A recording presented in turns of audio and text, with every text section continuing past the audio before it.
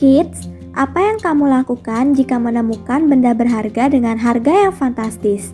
Saat mendapatkan rezeki nggak terduga, tentu kita merasa senang dan gak menyangkanya. Hal serupa dirasakan oleh seorang nelayan di Thailand. Hatchai Nimdecha merupakan seorang nelayan. Sehari-harinya ia berada di pantai untuk mengumpulkan kerang. Namun pada 27 Januari lalu ia menemukan mutiara melo langka dengan harga fantastis. Awal mula mendapatkan mutiara melo. Hatchai Nimdecha adalah seorang nelayan yang tinggal di pinggir pantai Thailand. Suatu hari ia pergi ke pantai untuk mengumpulkan kerang. Namun kali itu ia menemukan sesuatu yang gak biasa. Ia melihat kumpulan kerang yang menempel di sebuah pelampung yang terdampar.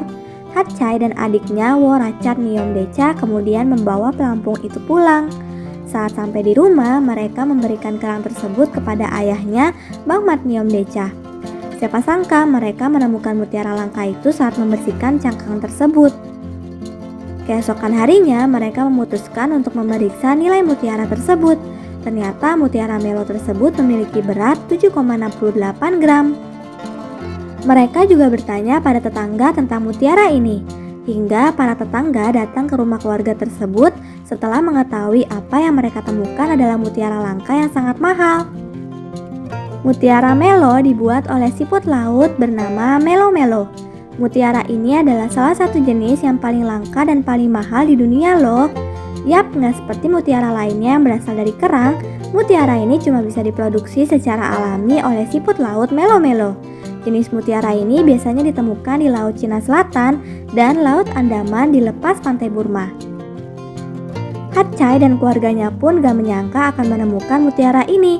Setelah kabar tersebar, seseorang dari Tiongkok pun menghubungi keluarga Hatchai untuk membeli mutiara itu seharga 10 juta baht atau sekitar 4,6 miliar rupiah. Nah, berbicara tentang nelayan, sekarang yuk kita mengenal jenis-jenis transportasi yang ada di laut. Macam-macam alat transportasi laut. Alat transportasi laut merupakan transportasi pertama yang digunakan manusia untuk bepergian dengan jarak yang jauh. Alat transportasi laut terbagi menjadi dua, yaitu alat transportasi laut tradisional dan ada alat transportasi laut modern. Perkembangan alat transportasi laut. Ribuan tahun lalu, manusia menggunakan sebuah kapal kayu sederhana untuk berlayar dan menjelajah. Kemudian manusia juga mulai menggunakan perahu untuk mencari ikan di pantai. Setelah itu, perahu yang awalnya didayung berkembang menjadi perahu layar dan kapal layar. Penjelajah pada zaman dahulu menggunakan kapal layar untuk bepergian dari satu benua ke benua lainnya. Pada abad ke-18, alat transportasi laut mulai berkembang menjadi kapal uap dan kapal mesin diesel.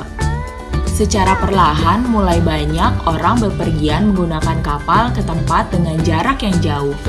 Dengan semakin berkembangnya pengetahuan dan teknologi, peneliti mulai menciptakan kapal selam. Ada beberapa keuntungan dengan adanya alat transportasi laut loh. Pertama, alat transportasi laut bisa mengantar orang bepergian jauh menyeberangi lautan. Semua orang jadi bisa bepergian dari satu pulau ke pulau lainnya. Kedua, alat transportasi laut bisa menampung lebih banyak barang dan penumpang kalau dibandingkan dengan transportasi darat dan udara. Ketiga, transportasi laut lebih bebas hambatan jika dibandingkan dengan transportasi darat. Macam-macam transportasi laut. Transportasi laut tradisional, perahu. Di beberapa tempat, masyarakat masih menggunakan perahu untuk mencari ikan. Perahu juga digunakan sebagai alat transportasi wisata atau kegiatan kebudayaan.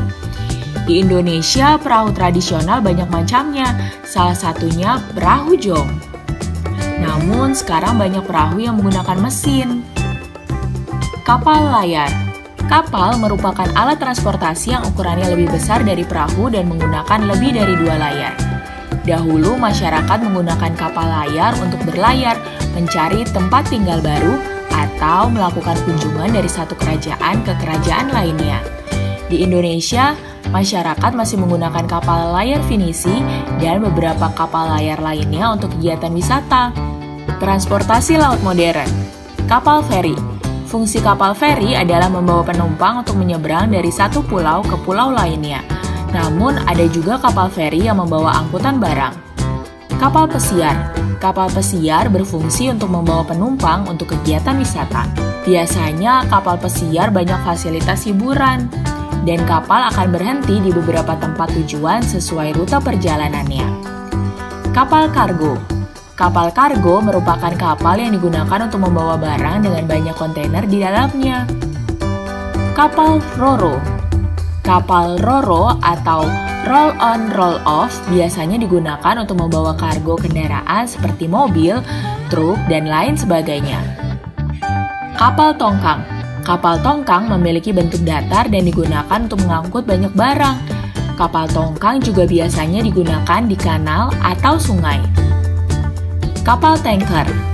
Kapal tanker merupakan kapal yang berfungsi untuk mengangkut cairan dalam jumlah besar, seperti minyak, cairan kimia, atau gas alam cair. Kapal selam. Kapal selam dirancang untuk bisa digunakan di bawah air dan biasanya untuk keperluan militer atau penelitian bawah laut. Itulah bermacam-macam alat transportasi laut yang selalu mengalami perkembangan zaman. Sampai di sini dulu ya videonya. Jangan lupa like, komen, subscribe, dan share ke teman-teman lainnya ya kids. Bye-bye!